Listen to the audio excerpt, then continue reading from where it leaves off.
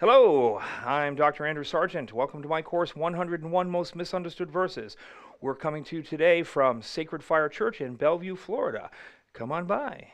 Welcome to 101 Most Misunderstood Verses. We are continuing our conversation with hems, tassels, and weird encounters. This is the Numbers chapter 15 version, part 1.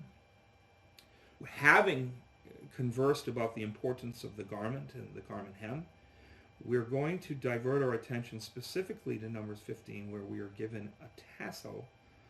It's a tzitzit, to attach to the hem, which makes it part of the hem. So everything we've said already about the hem and the importance of the hem, we'll reiterate a lot of that today for those who haven't had a chance to watch the earlier video. The tzitzit attached to the hem becomes a part of that, an extension of it. So it's like a building blocks. So this entire lesson, although I've told this story in the past, is instigated by an incident when I was a youth pastor. Freshly married, 23 years old, working youth with a pastor who was rather arrogant and sloppy with people. He was so full of himself and his big head visions of the great man he was going to be and the great things he was going to do for God. He paid very little attention to the way he treated people and literally almost killed people on the job when we would work with him because he was in such a hurry and angry and frustrated at anybody that slowed him down. Everything he did was in error, off pace, and I mean, he was a good speaker. He was a strong leader in that sense, but he did everything with blinders on. And so he could be reckless physically and spiritually. So he's up one night and he's preaching, and like I said, he was a good speaker. He's up there preaching and he's talking his way through Numbers chapter 15, and he hits the giving of the tassels. And he says, "This is lost to history. We have no idea what this tassel means, why it was given as a symbol. We only know that it was supposed to make them think of God, and so we'll just have to let it slide because no one will ever figure it out." And so afterwards I said to him, playfully, "I don't know. I bet you if we did our homework, somebody knows. And if they don't know, I bet you we could figure it out." And this is one of those reckless moments. And we can talk about the redemption of God, of his recklessness. He goes, now I paraphrase this and I tell the story a lot, and I'm paraphrasing, so I'm just giving the spirit and the essence of it. But you just like to listen to the sound of your own voice. I said that it's lost to history. I said we'll never find out. And I meant it. We will never discover the meaning of the tassel. Okay. I was a bit ruffled. I thought that was a very rude way to speak to me, considering how much I put up with from the man. And so I was getting ready to start my first master's degree. So I left his church and went on to my first master's. And my very first paper was Why Hassle with a Tassel? I was going to do the research, crack the code of the tassel, roll it up into a tight little knot and shove it up his nose. Not always the greatest motivation to academic pursuits, but that's where I was. Unfortunately, when I finished the paper and wanted to shove it up his nose, he had fled to Germany to escape the natural consequences of his actions. The district thought that rather than see him get caught in all of the financial shenanigans that he'd done in order to accomplish great things for God, and that they'd send him off to Germany to be a missionary. And so he and his wife left the country, and I would say fled the country, because had he stayed, there is no doubt he would have ended up in jail for a variety of offenses that he committed financially with the church matters. They fixed it, but he was not there for the fixing. All right. So why hassle with a tassel? I turned my attention directly to this. What's the meaning of the tassel? And what I didn't know at the time is what a world of discovery I was about to make. How many scriptures were going to get wrapped up in this conversation. And it was just wonderful. It was like discovering a whole secret realm in the language of the Bible. And thus, a whole secret, not secret meanings, but Americans look at the passages and just pass them by. Because we don't wear tassels. Yeah, we think we're dealing with color words, and we're not. And that's part of what we're going to talk about, because color becomes a part of the tassel. All right. So, to cut to the chase, and I hope this does not mean you turn this off and stop watching it, but let's cut to the chase. It is my intent to establish the tassel as a symbol of priesthood, bestowed on every member of a kingdom of priests, whose intent was to provide a mnemonic trigger, linking the Israelites' privileged status with their responsibilities in that status. Now, I can just say that. What's the meaning of the tassel? The tassel is a priest symbol. Priest symbol. It's a symbol of priesthood. So they are a kingdom of priests. Every male wears and puts on every morning and takes off every night a symbol of their priesthood. They're to look at that symbol of their priesthood when they put it on and when they take it off, and as it flops around in front of their eyes during the day. They even have this great story that I've already told, where a guy gets poked in the eyes by his own tassels. And it's saying, pay attention to me. You are a priest of God. You are responsible to obey God. You carry great weight upon your shoulders. Rise up. Be a man. Honor that commitment. Be true. Everything that you do, you carry the name of your God with you. So, we're going to have to unpack the context of the giving of the tassel, in the sense that the language that surrounds the giving of the tassel should be screaming at us, this is serious business, because it is connected to phrases and terms and ideas that tell you that this tassel is not just a little thing. This is not just the Christian who wears a cross around their neck, the Hollywood star who goes around getting naked on film with a cross around their neck. Which, that just galls me. Absolutely galls me when these public figures wear crosses and then behave so horrendously and say such horrendous things. Our present president, who declares himself a Christian and supports the most abominable things in the name of his Christianity. It is a disgrace. Yeah. But the seriousness of this tassel is a really big deal. We have to look at how the tassel functions as a memory device. It's not just a random thing where you tie a string around your finger and I can't remember what the string's there for. It is a very clear message, known to them, weird to us, unknown to us. We have to look at the construction of the tassel, because there's parts about the nature of the construction of the tassel that affects its imagery, why it's a good mnemonic device. We have to look at the colors. This one gets really big, because everywhere you find these words that are being used that we translate as colors, if you're not really dealing with colors, the things that we end up doing with them by trying to take them as colors and make color associations is off point. Oh. Radically off point.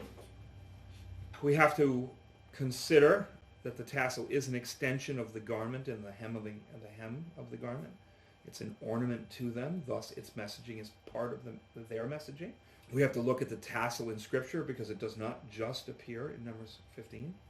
It has a role in Korah's rebellion, and it has a way of being practiced in Judaism, and it shows up both in the book of Leviticus and the book of Deuteronomy in a very strong connection to other concepts, which help us understand it even deeper.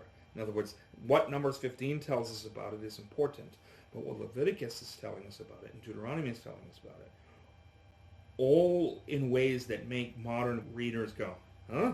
What? I don't get it. All right, so we're going to have to look at the implications of the tassel command in its literary context in Numbers. Like I said, we're going to come to Korah's rebellion. But it's not just Korah's rebellion. The tassel is given in Numbers chapter 15 in a specific context to what has happened before it, both immediately before it, in the several chapters before it, and then, of course, the overflow of what happens in the chapter after it, which is all important and helps us gain a little bit more insight if we're paying attention to the details into the significance of this tassel. Let's look and read a little bit around Numbers 15 in the immediate context of the giving of the tassel. And that immediate context is the unforgivable sin. Oh. If one person sins unintentionally, then he shall offer a 1-year-old female goat as a sin offering. And the priest shall make atonement for the Lord for the person who goes astray by an unintentional sin, making atonement for him so that he may be forgiven. You shall have one law for the native among the sons of Israel, and for the stranger who resides among them, for one who does anything wrong unintentionally. This is confusing language for us as far as the way we conceive of intentional and unintentional, which we've already talked about when we did the unforgivable sin. We do a lot of things that are intentional as opposed to unintentional. We know they're wrong, we do them anyway, and that's what we mean by intentionality. Mm. Here there's something a little different. In other words, we may succumb to our natural weakness, but we still are rather intentional about it. We know what we're doing is wrong. We're being overwhelmed by our own lack of discipline, overwhelmed by our own passions, and a failure to restrain those passions when we need to. This intentionality and unintentionality has a much higher element to it. But you have to go and watch the conversations we've had about the unforgivable sin. Just don't be tricked by the unintentional, intentional language, because it'll make you think that every single human being on the planet has committed the unforgivable sin. And that's just not the case. All right, but it goes on, chapter 30. But the person who does wrong with a high hand, whether he is a native or a stranger, that one is blaspheming the Lord. That person shall be cut off from among his people. Since he has despised the word of the Lord, broken his commandment, that person shall be completely cut off. His guilt will be on him. This is the person who, I don't care, I'm going to do it. He despises the Lord. He's blaspheming against God. He just doesn't care. His heart is hard as stone. He will do what he wants when he wants, and no one will restrain him. It's a level of sin commission that receives the highest condemnation from the Lord. It is called out by Jesus as the unforgivable sin. Verse 32. Now, while the sons of Israel were in the wilderness, they found a man gathering wood on the Sabbath day. And you're like, yeah, so?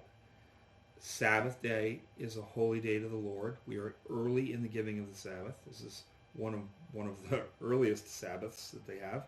And ignore a person violating the Sabbath, then the Sabbath as an institution dies before it's even gotten off the ground. It is serious. It is the sign of the Mosaic covenant. The way you treat the sign of a covenant shows a great deal toward the attitude you have toward the covenant as a whole. And so this man is not just, oh, I'm so cold, if I don't get wood, I'm going to die, I need to go out and get some wood.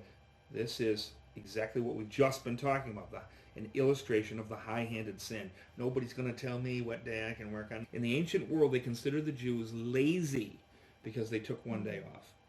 Now, we all commonly recognize that having a decided period of rest in which you set aside the normal labors of life in order to concentrate on home and family and relaxation and fun is vital to human health. We live longer, we live happier, and it's just become basic to the world, where it wasn't basic at this time. And those who found him gathering wood brought him to Moses and Aaron and to all the congregation, and they placed him in custody because it had not been decided what should be done to him. Then the Lord said to Moses, the man must be put to death. All the congregation shall stone him with stones outside the camp. Seems harsh, but it's not harsh. It's the survival of a social mechanism that they're attempting to make a part of their society, which influences the health, the stability, the future prosperity, the religious devotion of millions upon millions of lives. It's not a little thing to tear down the life-giving structures of a community. So all the congregation brought him outside the camp and stoned him to death with stones, just as the Lord had commanded. The Lord also spoke to Moses, saying, this is right on the heels of this, unintentional and intentional sin, hike. Man who does it, oof. Let me give you something to help you out here. The Lord spoke to Moses, verse 37, saying, Speak to the sons of Israel and tell them that they shall make for themselves. We're going to use the word tassels here, but the word is tzitzit. It's tzitzit. So what's a tzitzit?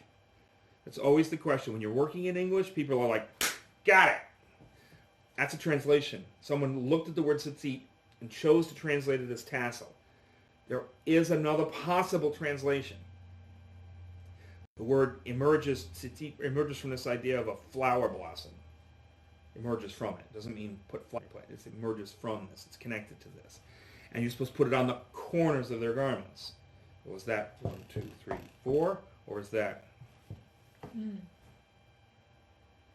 So, tzitzit. Are we dealing with a fringe lining that runs the corners? Or tassel, sprout, that attaches to the four corners of their garments throughout their generations? How serious are we supposed to take this phrase, this command to give them a tassel? Throughout their generations. One of the great things to do in Scripture is when you see little phrases, especially phrases that you know are repeated elsewhere, dig into those phrases and look at where they appear elsewhere. This commandment to do something throughout their generations is serious. It's connected to big things. It's connected to the whole structure of their society. This is not a little thing that he's asking them to do. He's asking them to do something that is given the practice equivalency of the Sabbath itself. This is serious. I'm going to give you something, and it is so important. It is something that you shall do as you do the Passover, as you do the Sabbath, as you do all the festivals that I have commanded you to do. Not Valentine's Day, but Christmas, Easter. We might even throw out Christmas and say Christmas isn't as important as Easter. As you do Easter, do this, right? Okay. So this is very technical language. It is used to establish the feast, the Passover, the Feast of Unleavened Bread, the Feast of First Fruits, Pentecost, the Day of Atonement, the Feast of Tabernacles. It concerns the preservation of the manna in the jar, in the Ark of the Covenant. It is a sign of the covenant. It's connected to circumcision, the Sabbath, and to priestly duties. Wow.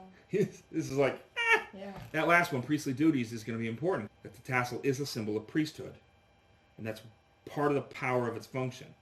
Now we have to figure out, am I right? Which of course I'm right. What are we even asking? So I'm only kidding. The idea that I could be wrong is always there. On this particular area, though, this is an area in which I've done quite a bit of research. All right, so we go on. But we recognize this command to do it throughout the generations is like, you better be paying attention to this. And they shall put on the tzitzit of each corner a violet thread. We're going to use the word violet here. It's like, yeah, okay. The word is teklet.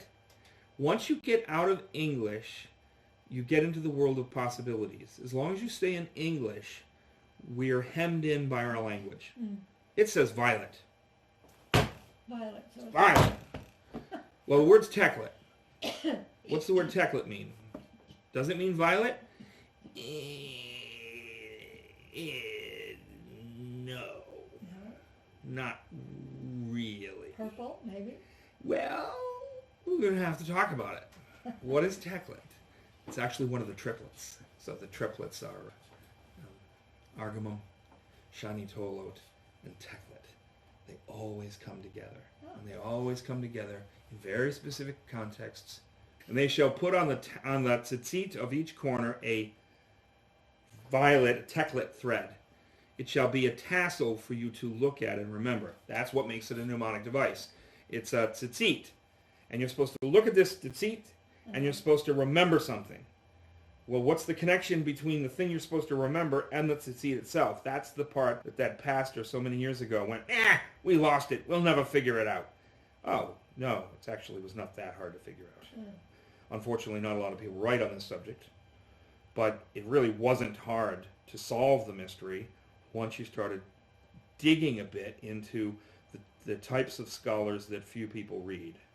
You know, that little old guy that you meet playing chess in the park, and you ask him what he did for his life. And he says, I wrote about the meaning of ornaments in the ancient world. And you're like,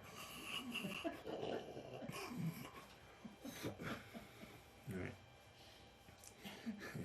And you're going to remember the commandments of the Lord so that you will do them and not, oh, this is a pain word. He uses a word here, tur. This word is a hot button term because it's connected to the sins that they've just finished committing.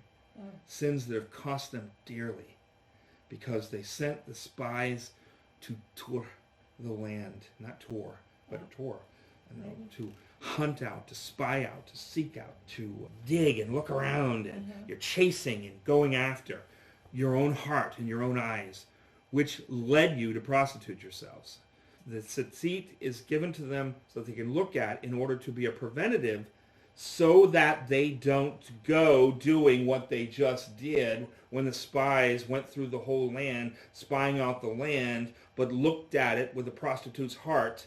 Instead of seeing the possibilities that God had for them, saw their own limitations, their own self-doubts, and poisoned the heart and soul of a nation against the commands of God because of their preference for their own perceptions. Excellent. All of that in the use of this word, so that you will not seek your own heart and your own eyes, which led you to prostitute yourselves, so that you will remember to do all my commandments and be holy to your God. We've not just brought holiness into this. Always keep in mind, we started this class with some conversations on holiness. Everything that touches on issues of the holy is super, super serious. If it says holy, connects to the holy as part of the imagery and the structures of the holy, like covenant is, which, by the way, the word remember is a covenant term. It's not just, oh, yeah. I have all these dreams where I'm teaching in a school and I suddenly realize that I haven't shown up for a single class. I don't know what happened. I've been taking 3 of the classes, but the 4th one, I forgot to show up for it. What did the students do when I wasn't there? That's not that kind of remember. It's this deep, profound covenant fulfillment. You stir to mind your responsibilities in a covenant relationship. In this case, with the Holy One, but in other cases, sworn before the Holy One. So covenant's real serious. So that you will remember and do all my commandments and be holy to your God. Be isolated in your service and your behavior and your interests to the one you are to serve. You're a priest. Act like it. I am the Lord your God, who brought you up out of the land of Egypt to be your God. I am the Lord your God.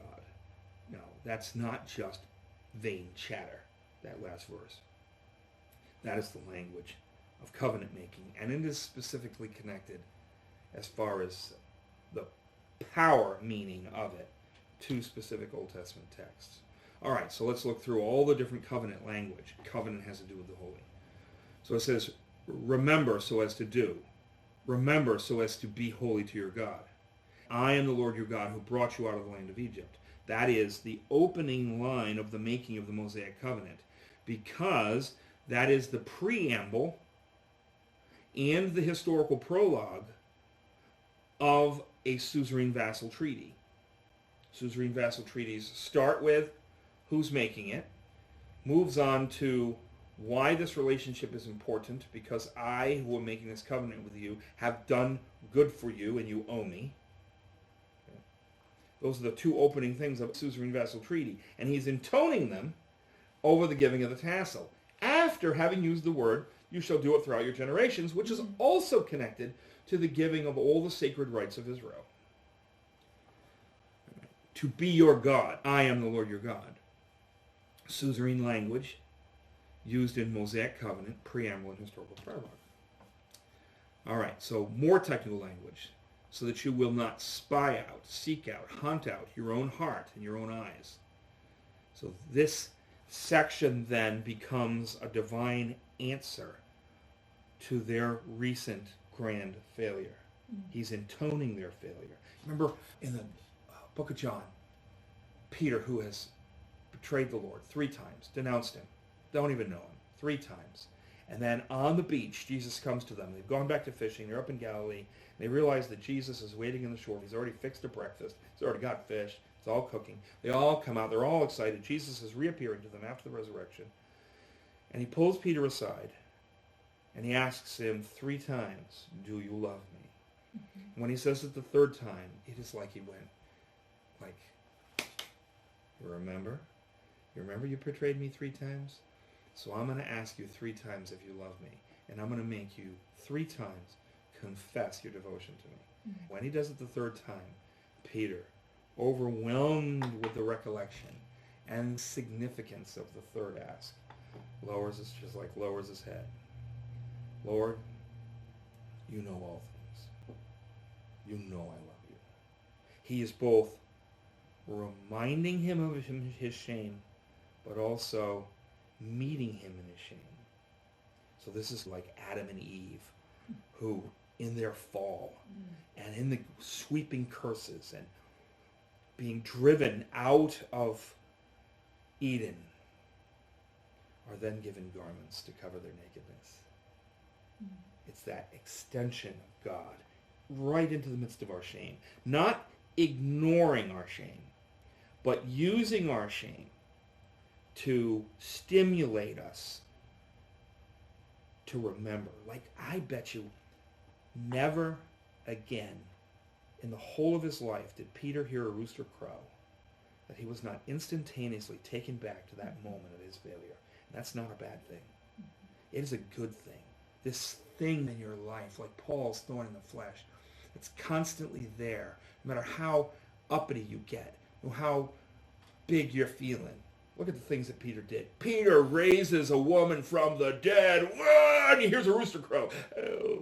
We're marching to his death, to be crucified upside down, having made such bold professions for Jesus as to refuse to die in the same way Jesus did and ask them to turn the cross upside down. If even when he is making this greatest of all sacrifices, martyring himself for the cause of Jesus, if he heard a rooster crow, he would still hang on that cross with that memory that he is still, as Jesus worded it, an unworthy servant who has merely done his duty for a God who he once betrayed. Oof. So here we find this in this language. It is stirring to mind their failures, but at the same time extending, like Jesus did to Peter, who commissions him again on the beach. Adam and Eve, who are given garments and commissioned again in spite of their failure. This tassel becomes this moment. It's being stirred to life in the very language of the passage. It then uses the phrase, which led you to prostitute yourselves. Exodus 34, 15 to 16. For you shall not worship any other God, for the Lord, whose name is jealous, is a jealous God, lest you make a covenant with the inhabitants of the land and play the harlot with their gods. This spiritual prostitution of ourselves. Adam and Eve in the garden with 2 trees, the tree of life, and we call it the tree of the knowledge of good and evil. John Walton likes to call it the wisdom tree. It's this idea of gaining a level of insight and knowledge of things from that which is good to that which is evil. It's this breadth of knowledge. And it is not necessarily God's intention to keep that knowledge from them, to keep them from encountering that. I mean, this is going to be something that is not wholly bad, for the Lord is going to say, after they eat from the tree, they've become like us, knowing good and evil. They've gained something specific, and yet they didn't gain it the way God intended them to gain it. They gain it for themselves. This is the crux between paganism and the worship of Yahweh. In paganism, the idol is something that you put away from yourself. You put the idol out there, you do magical incantations, you open it up as a portal for the spirit of the god through which it rules and reigns, but also a portal which is susceptible to the rules of the order of the world, because they are not the creators of the order of the world, but they are susceptible to the order of the world, and you can manipulate the god. And the goal in paganism is to use the sycophantic worship and attentions of the kind of magical worship that they do in order to gain control over the power of the god, to get the god in one way or another to do what you want the god to do. In paganism, everything is about the worshiper. The worshiper cares no more for the gods than the gods care for him. The gods want something from him. He wants something from them. The entire relationship is this kind of I'm in this for myself. In biblical worship with the Creator, you are the idol. You open yourself up as a portal for the Spirit of the God. And you're here as His regent, in His world, to do His will, to bring His kingdom. So the difference between the two relationships to God are of vital importance. In the story of the Garden of Eden, you're there before these trees. You have the tree of life that you can take from. You can live forever. And then you've got this other tree that you're told, no doubt is a test, because it can't believe that it's ever God's ultimate intention to keep us from growth and knowledge and wisdom, to say, not for you. But you say, oh no, you're trying to keep something good from me. I'm going to take it. The issue wasn't the fruit they ate. Was it in itself evil and bad? No. It was not. It was probably part of his ultimate intentions to bring them there. But their approach to it was selfish, self-interested, rather than being his regents, filled with his spirit, doing his will, bringing his kingdom into his world. They reached out to take something for themselves, in direct defiance of his commands, and in an embracing of the pagan spirit. The pagan reading this story would recognize the conflict in himself, because it's the very essence of his own worship. So that this idea of the prostitution of yourself. I know that I'm called to be your image. I'm called to be your regent in the world. I'm called to represent you, to be filled by your spirit, to do your bidding, your will, to be an extension of you. But you know what? This thing that you've withheld from me, I want it for my own purposes and my own self, and I'm going to take it. And poof, cannot be. When I was a kid, if my mother made a cake, and she put all this glorious frosting over it, and she put it aside, maybe she was going to have a Bible study at the house, and I think she's withholding this good thing from me. Now, the truth is that meeting would end, there would be cake left over, and in the morning we'd all get some of their breakfast. But I didn't want to wait. I wanted a little bit of that cake. And so I went up, and I took some of the frosting. I took my finger, I wet my finger, and I dragged it across the plate that the cake was on, where all the frosting had drizzled, and I ate it. Now, my older brother saw me do it. So when I left, Niki, having taken my frosting, he went and licked the frosting off the whole cake. Knowing, because he was conniving, knowing that when my parents came and demanded to know who touched the cake, that I would confess. And I did confess.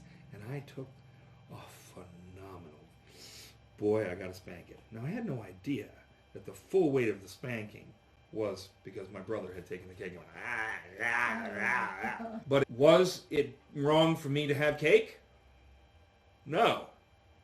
It was wrong for me to disobey my parents and to pursue my own interests, even though inevitably I would have been served that cake. Yeah. All right, so we also borrow in this the technical language from Genesis 17, 7 through 10, where it says, I will establish my covenant between me and you and your descendants after you throughout their generations as an everlasting covenant to be God to you and to your descendants after you.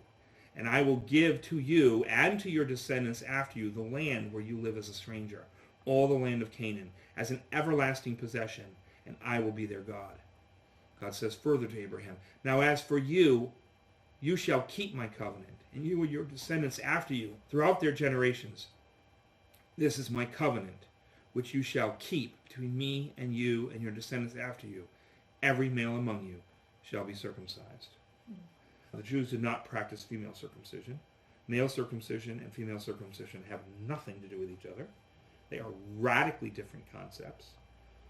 And it has become very popular of late to attack circumcision as abuse. It is not abuse. And to spread lies about its effects on the man. Its effects are not what they make out to be, because it's not to be associated with female circumcision. And any studies that have been done, the only way to fully understand the implications of circumcision on a male is to have somebody who experiences intimacy before circumcision and after circumcision. And because those people that circumcise tend to do it early in life, you don't usually have both sides of the story. But there are communities who receive circumcision later in life, and the larger testimony of the men in that procedure is that it has not impacted their enjoyment or any other aspect of their intimate relationships. So those who are attacking this, get over yourselves. If you like what you're hearing today, please subscribe below, and don't forget to share it on as many platforms as you can, and tell your friends to watch. Thank you.